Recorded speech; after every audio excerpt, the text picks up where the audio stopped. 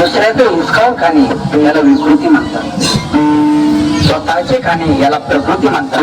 आणि या भुकेलेल्याला आपल्या घासाचा घास देणे याला आमच्या भारत देशाची संस्कृती म्हणतात. भूक नसतानाही खाणे याला विकृती म्हणतात, जे भुके खाणे याला प्रकृती म्हणतात. स्वतः उपाशी राहून दुसऱ्याला खाऊ घालणे याला आपली संस्कृती म्हणतात. आणि आज तेच माणसं संस्कृती जपू शकतात ज्यांच्याकडे सुसंस्कार आहे. पण आज आपण सुसंस्कार देण्यासाठी कमी पडतो. ज्या मुलाला आपण आपल्या पोटात 9 महिने वाढवले, ज्या मुलाला आपण मृत्यूच्या दारात धडक देऊन जन्म दिला, ज्या मुलाला आपण आपले दूध पाजले, ज्या मुलाला आपण आपले दूध पाजले, ज्या मुलाला लवकर उठून डबा बनवून दिला, ज्या मुलाला शाळा शिकवली, ज्या मुलाला जमीन विकून नोकरी लावून दिली, त्या मुलाला त्याच्या आवडत्या मुलीबरोबर लग्न करून दिले, ज्या मुलाचे आपण मूल सांभाळले, त्या मुलाने तुम्हाला वृद्धाश्रमात टाकले. किती आनंदाची गोष्ट आहे की नाही? तेवढं सर्व करत असताना जर त्याच्यावर सुसंस्कार केले असते, आज ही वेळ आली नसती तर त्या काय केले असते? तुम्हाला लोटांगण घातले असते, तुमचे चरण आणून दिले असते. खाली लोटांगण दीन चरण विठ्ठल.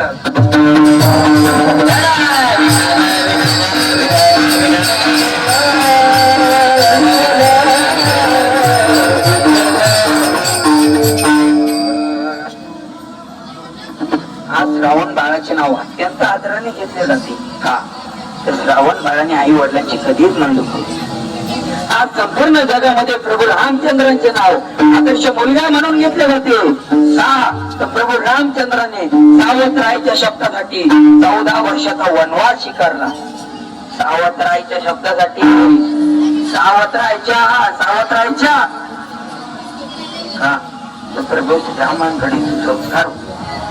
आजही पंढरपुरामध्ये पांडुरंग परमात्मा कठोर हात ठेवून उठेवर उभा आहे. कोणासाठी? पुंडलिकासाठी.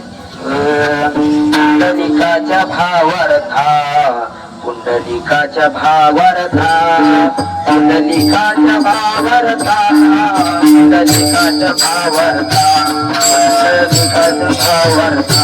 पुंडलिकाच्या भावार्था, पुंडलिकाच्या भावार्था, पुंडलिकाच्या भावार्था, पुंडलिकाच्या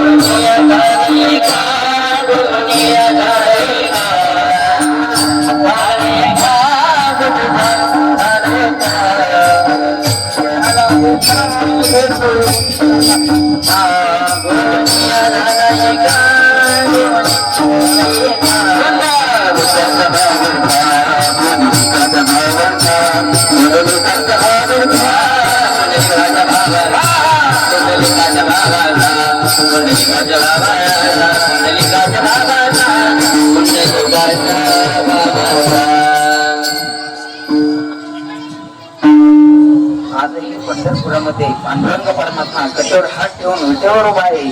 कोणासाठी? पुंडलिकासाठी. पुंडलिकाने काय केले? आई वडिलांची सेवा केली. पुंडलिकाने आई वडिलांची सेवा केली.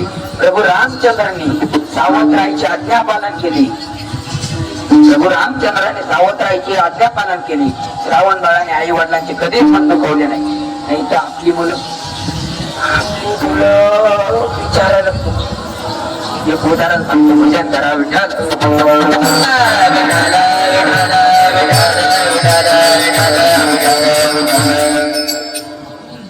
एक मुलगा मातीच्या मोकळ्या डब्याची रेल्वे खेळत होता.